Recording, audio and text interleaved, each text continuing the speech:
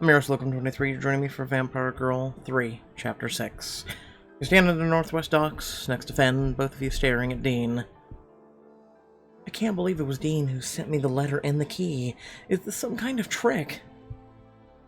Look at Fen, dumbfounded. There are a few princes I would expect to help. Ace, Asher, even Zeb. But I would have never have pegged Dean as a rebel. Is he really on our side? Fen strides up to Dean, cracking his neck side to side, stretching out his arm muscles as if readying for an all-out brawl. Going to explain, Dean. Prince of Lust smirks. He knows not to incur his brother's famous berserker rage.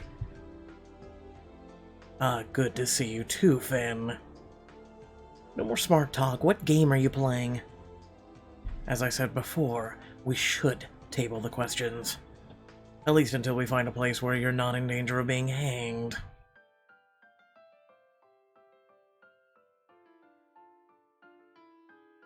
Find out what Dean knows. So, how caught up are you with the current affairs? I've been following along, more or less. I know that you and Fen are traitors. I know you're both Fae, I know Fen is a Earth Druid, and I know that regardless, he is still my brother. Dean is laying on all of his best charm, and despite your best efforts, it's working. Place a hand on Fen's shoulder and whisper in his ear. I don't think this is a trap. It would have been easier for us to be executed. Fen murmurs, still struggling to accept Dean's help. If you say so, Ari. We'll trust him for now. Dean approaches the boat, looking surprisingly relaxed, given the tense situation. Quickly now, Levy has already realized Arig is gone. Fen offers you his hand as he steps onto the boat. You'd still take my hand and walk by my side after all this world has put you through? Fen, need your help to get home. I'll always be by your side. I don't have a choice. Join the club. More like the whole damn family. Now, can you please get in the boat? Take a step onto the boat, your heel meeting the wooden panels with a thud. Fen's ears suddenly perk as he looks around. You hear the whiz of an object flying through the air. The sound grows louder. Suddenly an arrow pierces directly into your shoulder, sinking deep into your flesh. Ah! You grab your shoulder, wincing as a sharp shock of pain flies through your shoulder. Fen wraps his arms around you. He covers you with his bulky frame, protecting you. Ari, did you see where the arrow came from? I didn't get a good look, but I think we need to get on the boat. You see, this is what happens when we linger. Dean scans the forest for an archer responsible for the arrow in your shoulder. I'll take care of the archers. Get out of here. Forget the boat. They'll just follow us if we get in. Meet me at the southwest cave, the one with the waterfall.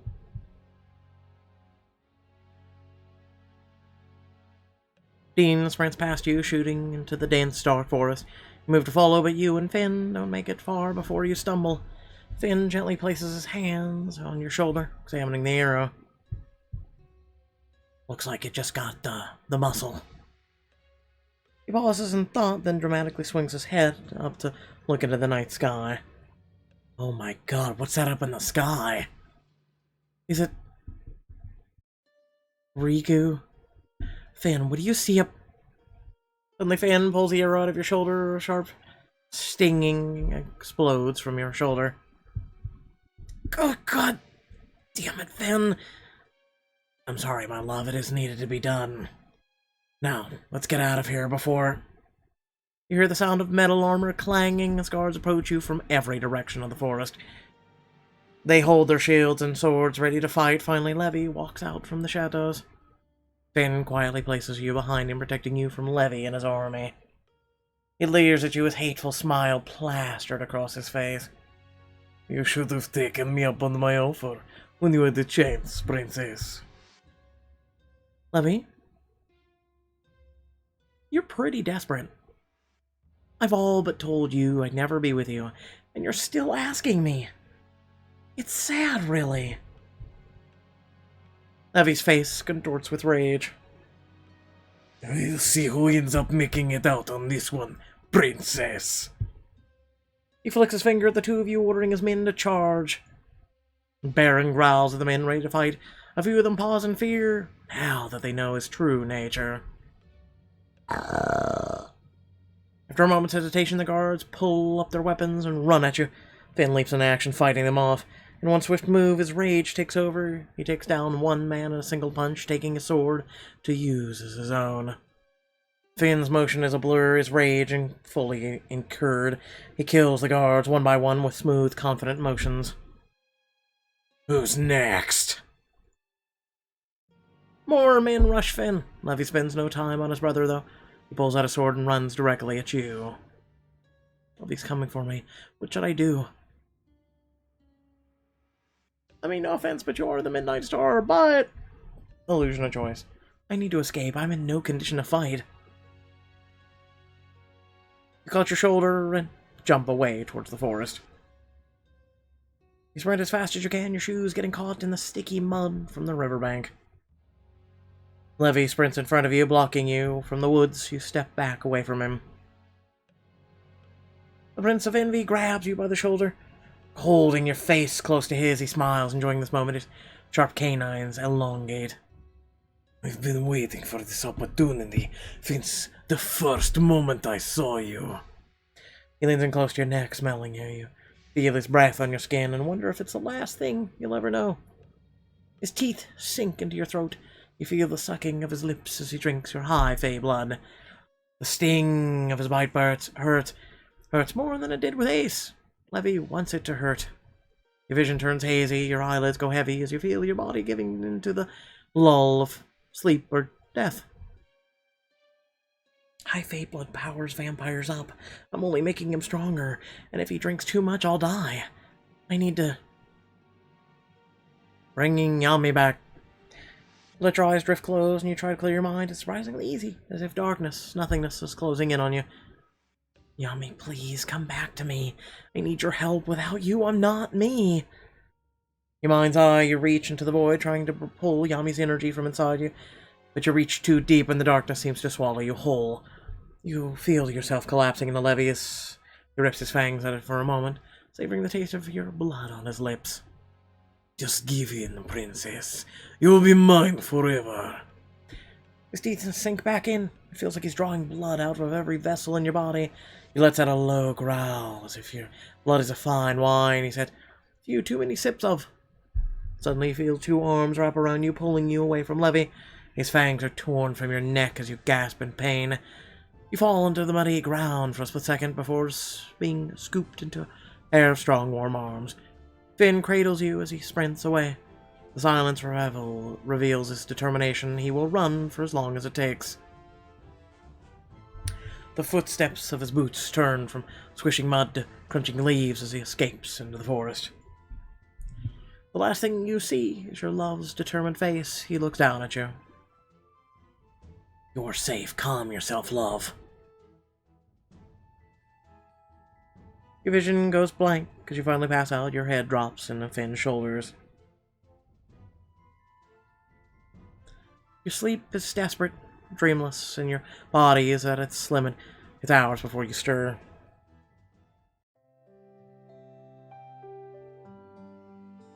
When your eyes finally open, you let them wander. You're in a cave. You try to get up, but immediately feel a sharp sting on your shoulder where the arrow hit you. Ow! Easy, princess. You have some battle wounds that need tending to.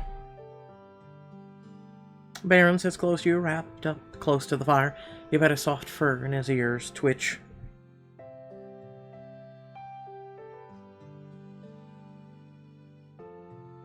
You let the fire warm you, exposing your palms to the flames. Hey, so... what happened? Everything went wrong, as usual. The voice is behind you. You spin around and see Dean leaning against the cave wall. He takes a swig from a flask, clearly not the first. The Prince of Lust stumbles as he walks up to you. Is that really necessary? Levy's assumed control of the whole damned kingdom. Can't think of a better time to have a drink. He holds a flask out to Finn. He shakes his head no. Suit yourself, Finn. More for me and the princess, right, Ari? It's traditional share a drink when forming a new partnership. Are we friends now or not? I'll decline. Shake your head. Dean mumbles something under his breath and takes your swig for himself. So what now? Levy knows we've escaped. Probably has every guard out there looking for us.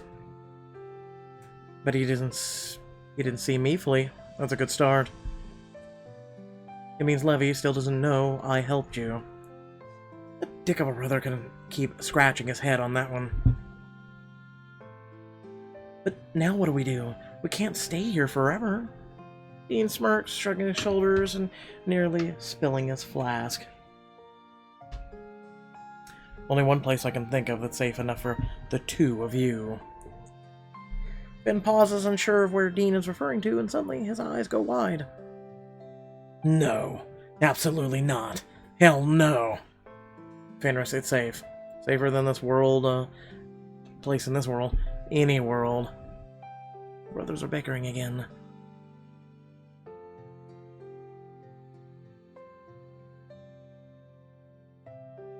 So what's so awful about it? Everything. Dean, how would we even get there? What are you talking about? We're already halfway there. Van looks at Dean, confused. Dean spins around, surveying the cave. Don't play dumb. I know what you hide here, Fenris. Dean grins. He points down deep into the cave.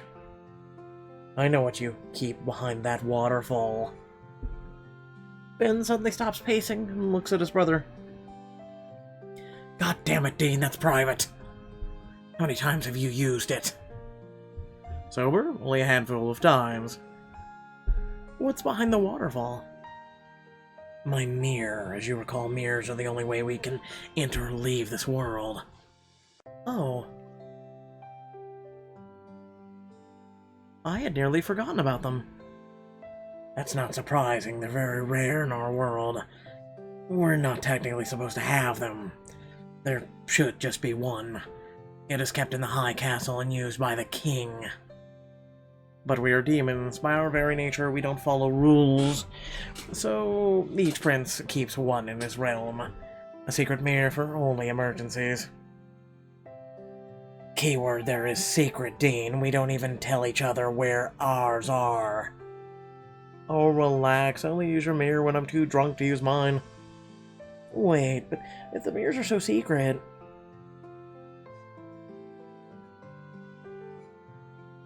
Where's yours? I'll show you sometime. I can show you a few more mirrors, too. Seriously, how many of our mirrors have you found, Dean? Don't ask questions with answers you don't want to hear, brother. No offense, but your mirror was the easiest to find. I mean, behind a waterfall. That was your master plan. Dean... and shrugs, scratches at the back of his neck. Not like I use it. Although, if I'm being honest, I've yet to find Ace's mirror. He's a devil of a hider. You sigh, frustrated. What's the safe place we're going to, then? Does it have a name? The Black Lotus. The easiest way to describe it is it's a party disguised as a hotel. It has everything you would need to take care of yourself. It's a very strict zero violence policy. Any harm unto anyone will be met with execution. It is a place safe of respite for any and all creatures. Any. And boy, do I mean all creatures. You'll leave this place trying something or someone new on every occasion. Finn hates it because it's a party, and Finn hates everything fun. Finn is... yeah. He's He's a stick in the mud. But he's my stick in the mud, and I'm sure his concerns about the Black Lotus are valid. And not satisfied with your support. It's no place for a princess. Or princes, for that matter. And yet Dean appears to frequent there more than he should. Oh, it's the safest place we can be right now. Even you must admit that, Fenris. Levy could do no harm to either of you there. Finn presses a hand to his head and groans. Place sounds amazing. I'm actually a little excited. A party, safety, good food. Count me in. Finn sighs, Dean beams with delight. It's run by a vampire named Sly Devil. Papa's ass named himself that. And just where is this place if it's not in Inferna or Avakiri? A place familiar with the strange and grotesque. A cursed land defiled by monsters and goblins. What do you call it? Portland, Oregon.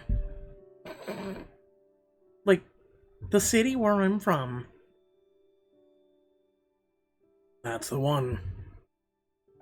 You expect me to believe the Black Lotus is conveniently located in Portland. Raise an eyebrow, Dean looks at Finn. They both smirk. More like you were conveniently in Portland. You see, Princess, Portland has always been home to the otherworldly, the central hub for all beings that wish to visit Earth. It's no coincidence that the city's motto is Keep Portland Weird. Our mansion is there because it's a useful location for our work with other beings in addition to humans. You were born there, so it's not likely your father met your human mother there. Dean takes a swig from his flask. Choosing a human to procreate with is such a bland choice. So many more interesting, sexy creatures out there in the world. But you know that better than most, right, Fenris? Stop it, Dean. What the hell does that mean? Did Fenris have a thing with someone else? Don't ask. You look at Finn as he turns away, trying his best to hide his red face. A story for another time, then, Finn. Finn quietly nods. Let's go. Finn's mirror is this way, just behind the waterfall. Dean struts deeper into the cave. Finn helps you onto your feet as you both follow him. He whistles at Baron, and the wolf quickly jumps to his paws and follows. Now that is gorgeous. Walk up to a massive open space in the cave. Stalagmites extend along the walls, cavernous stones that haven't been touched in ages. In the back of the cave is a huge waterfall. Waves of water cascade down, a gentle splashing filling the air with a calm, soothing sound. Dean hops down close to the pool of water, closing his flask. Quickly now, we have to swim through the waterfall to get to his mirror. Dean quickly pops off his shirt. You watch him eyeing his torso with a confused look. You know the shirt's gonna get wet, whether you wear it or hold it, right? But it's more comfortable than on. How? And how could I deprive you of this view? He flexes his impressive, chiseled muscles, and you can't help but laugh. Dean is ridiculous. Dean dives into the water with only pants on. Ben hops down near the water and dives hand clothes still on.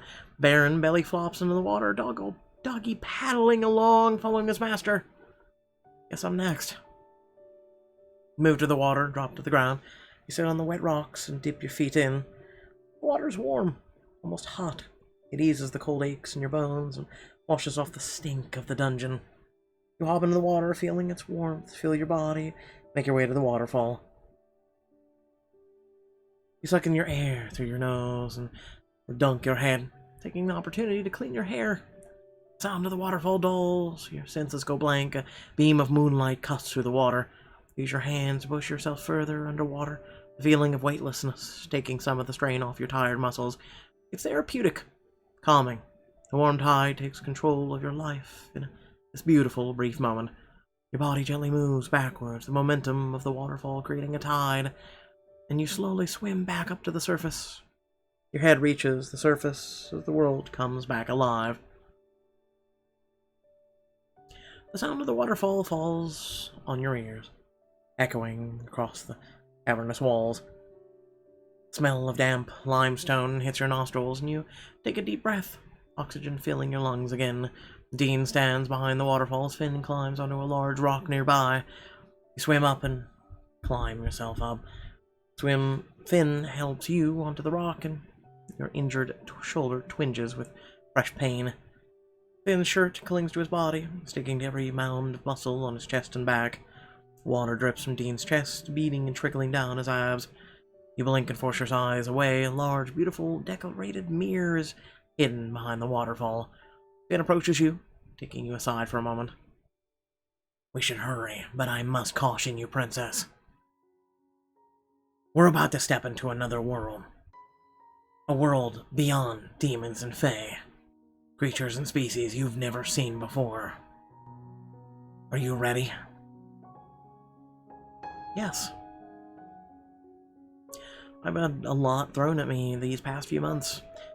What's a few more unbelievable sights? Finn smiles, something you wish you saw more of. Dean and Finn quickly hop into the mirror, vanishing. You approach it with one palm outstretched. Your hand slides through the glass, a cool pressure on your fingers and palm as your hand enters. You take a step forward, a cold sensation encompassing every inch of your exposed skin as you walk through the mirror. You open your eyes. A back alley. Okay. You're home. Well, with that being said, thank you all for watching. Please do like, share, and subscribe if you already haven't. Doing so will greatly help this community, and it shows your appreciation for the hard work and the content that basically I provide. And without further ado, once again, thank you for watching. There's links down below, and I'll catch you all in the next video. Goodbye.